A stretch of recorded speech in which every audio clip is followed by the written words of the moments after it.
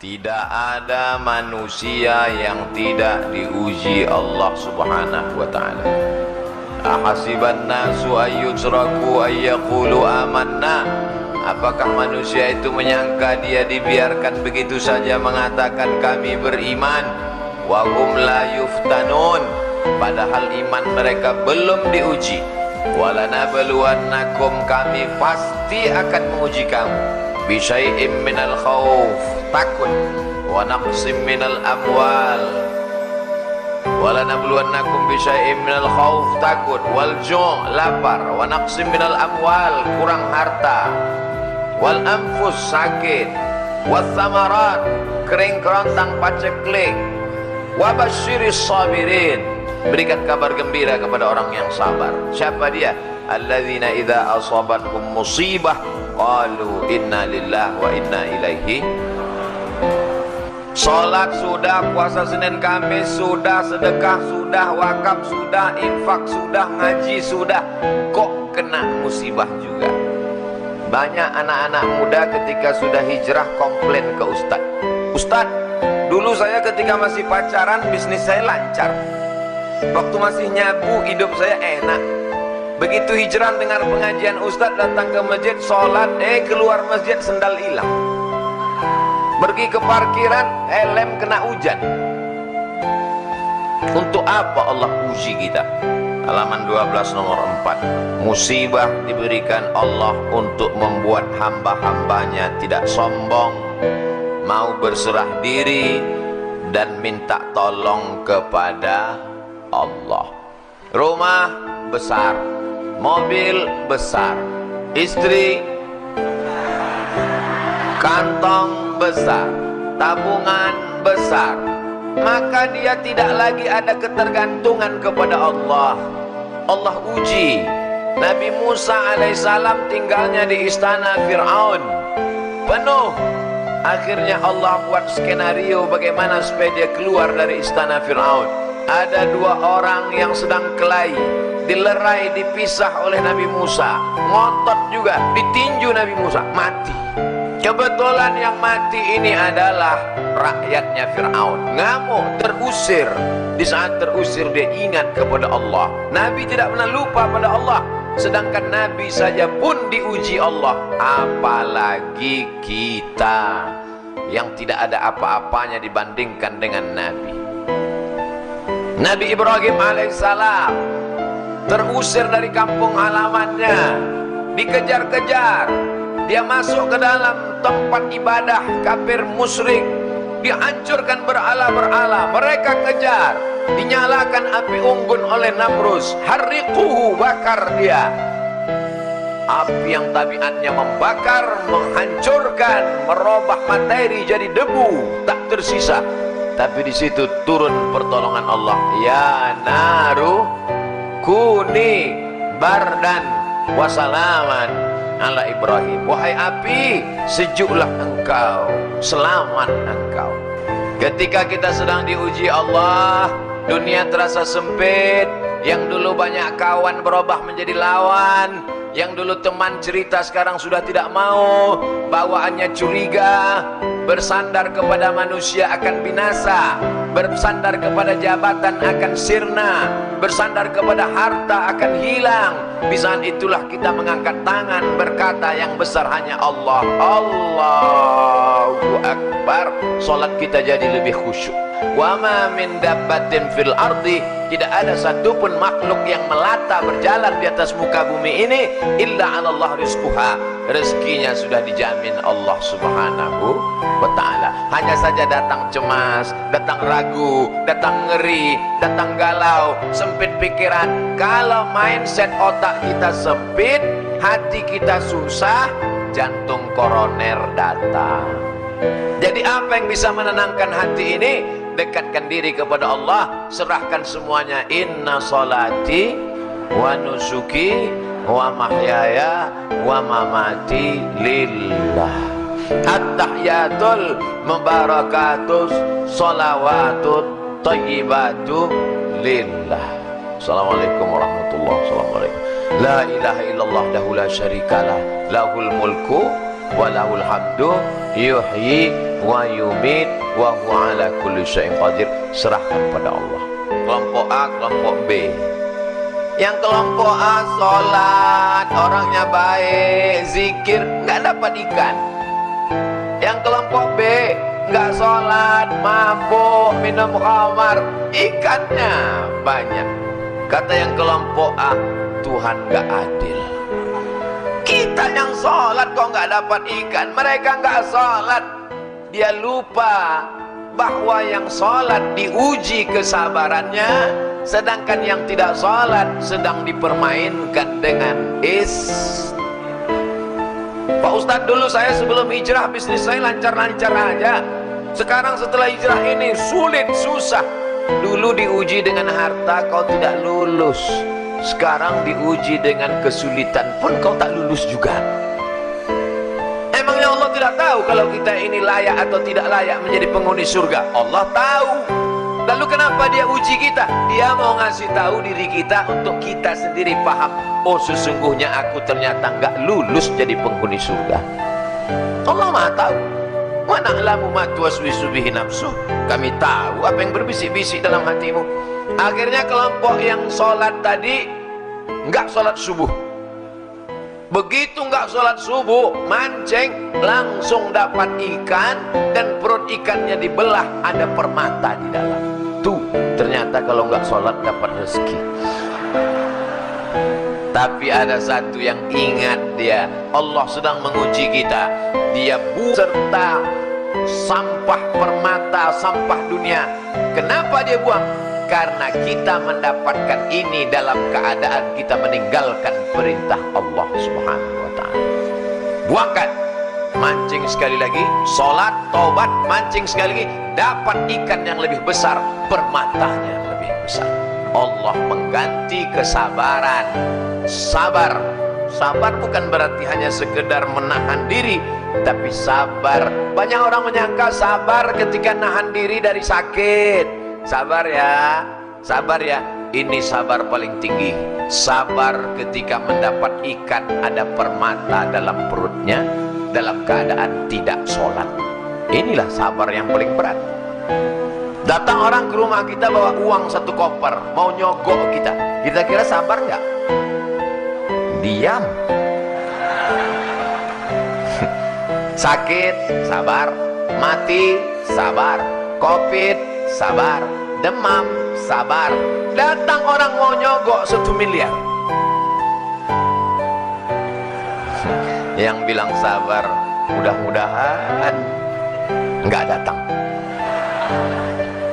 Jadi sesungguhnya ujian itu tidak hanya dalam bentuk kesusahan, tapi juga ada kalanya dalam bentuk ikan yang isi perutnya permata, karena Allah ingin menguji keimanan kita. Ustaz pernah diuji seperti itu ya. Dulu sebelum nikah nggak ada ujian, setelah nikah komen mereka di YouTube. Sabarlah, jangan mengeluh. As-sabru minal iman bimanzilati ra'si minal jasad. Sabar itu seperti kepala. Kalau orang tidak punya kepala, maka orang tidak sabar, sama macam manusia tidak ada kepala. Sabar yang kedua, sabar dalam meninggalkan maksiat. Pacarnya cantik, lebih putih, lebih tinggi, lebih semuanya, lebih kaya, tapi dia sabar untuk memutuskannya walaupun dia dikejar-kejar cewek cantik. Sabar dalam ketaatan. Banyak orang bisa, tapi sabar dalam meninggalkan maksiat berat. Datang orang cantik, punya kekuasaan, mengajaknya berzina, ditarik bajunya, sobek-robek dari belakang. Dia berkata, inni akhafullah, aku takut kepada Allah. Siapa dia? Yusuf alaihissalam.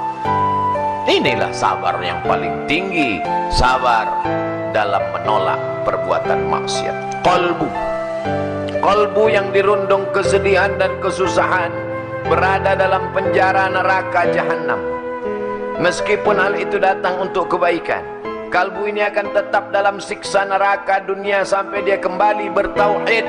Hati itu susah, hati itu risau, hati itu gundah gulana, hati itu galau. Hati tidak bisa ditenangkan dengan narkoba, hati tidak bisa ditenangkan dengan khamar, minum-minuman keras, hati tidak bisa ditenangkan dengan zina, hati hanya bisa ditenangkan dengan zikir la ilaha. Qalbu itu tidak memiliki jalan untuk lepas dari kesedihan dan kesusahan yang menyiksa, menyakitkan, membinasakan. Salah satu jalannya mahabbah, cinta kepada Allah Subhanahu.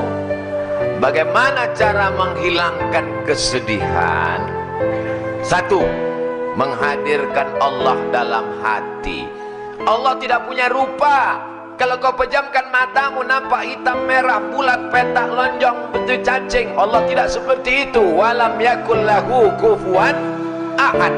Allah bisa kau rasakan keagungannya, Allah bisa kau rasakan ketenangan dalam hatimu. Berzikir la ilaha illallah. Mulut menyebut, hati mengingat, pikiran fokus. Mulut menyebut, hati mengingat. Alladzi waswisu fi sudur. Setan berbisiknya bukan di telinga, setan berbisiknya di dada. Bagian mana? Sebelah kiri. Jantung berdegup, berdetak. Terserah mau zikirnya la ilaha illallah, mau zikirnya Allah Allah, mau zikirnya subhanallah, mau zikirnya alhamdulillah, mau zikirnya Allahu akbar. Terserah. Kalau Ustaz Somad sendiri zikirnya apa? Istighfar. Habis istighfar solawat, habis solawat la ilaha illallah. Tanamkan keyakinan bahwa Allah tengah menyusun rencana yang lebih baik dan lebih indah. Ada Allah yang mengatur kehidupan. Kau bukan berjalan sendirian di atas alam semesta. Ada Dia yang mengatur hidupmu. Siapa Dia? Allah. Adakah Tuhan selain Dia? La ilaha illa huwa. Apakah Dia hidup? Al-Hayyu. Apakah Dia mengatur hidupku? Al-Qayyum. Mesti yakinkan dalam hati, ini takdir, aku hidup dalam rencana Allah. Rencana Allah lebih cantik, lebih indah, lebih baik. Husnuzon kepada. Kalau kita tidak husnuzon kepada Allah, stres, depresi, tengah malam datang setan berbisik, itu minum ada jus, ternyata racun nyamuk. Kita ini masuk surga bukan karena sholat kita, masuk surga bukan karena puasa kita, masuk surga bukan karena zikir kita. Kita masuk surga karena rahmat Allah. Kita sholat karena ingin mengundang rahmat Allah. La yudkhilal jannata ahadakum amaluhu. Amalmu tidak membuatmu masuk surga. Lalu yang membuat kita masuk surga itu apa? Illa ayyataghammadani Allahu birahmatih. Masuk surga karena rahmat Allah. Apa saja yang membuat rahmat Allah itu turun? Satu, berbuat ihsan. Dalilnya, inna rahmatallah, rahmat Allah qaribun, dekat, minal muhsinin, dekat kepada orang yang berbuat ihsan. Apa yang membuat rahmat Allah turun? Fa'ammal ladzina amanu billah, orang yang beriman kepada Allah, wa'tasamu bihi, berpegang teguh dengan Allah, fasayudkhiluhum fi rahmatim min, dia akan dimasukkan Allah ke dalam rahmatnya. Beriman dan berpegang teguh. Banyak orang beriman tapi tak berpegang teguh. Tiga, sabar ditimpa musibah. Ulaika alaihim salawatum min rabbihim wa rahmah. Orang yang sabar ditimpa musibah, maka dia mendapatkan rahmat dari Allah SWT. Empat, takwa. lana fi hadhihi dunya hasanatan wa fil akhirati inna hudna ilaik qala azabi usibu bihi man asya wa rahmati wasi'at kulla syai'. Rahmat Allah SWT untuk orang yang bertakwa. 6. Berbuat baik. Inna rahmatallahi qaribum minal muhsinin. 7. Berhijrah, berjihad. Ulaika yarjuna rahmatallah. Mereka mengharapkan rahmat Allah. 8. Laula tastaghfirunallah. Banyak-banyaklah kamu beristighfar kepada Allah. La'allakum turhamun. Kamu dapat rahmat. 9. Mendengarkan bacaan Quran. Wa idza quri'al Quran. Kalau ada orang baca Quran, fastami'u lahu, dengar baik-baik. Wa ansitu, diam. La'allakum turhamun. Ada orang baca Quran, diam. Qari tadi baca Quran. Bismillahirrahmanirrahim. Dia diam. Tapi tangannya sama aja. Mulutnya diam, tangan main. Diam, renungkan maknanya, fahami isinya, turun rahmat Allah ke dalam hati, lapang segala yang sempit. Dijadikan Allah kita hamba yang sabar, yang bersyukur dalam menerima segala yang diberikan Allah Subhanahu wa ta'ala.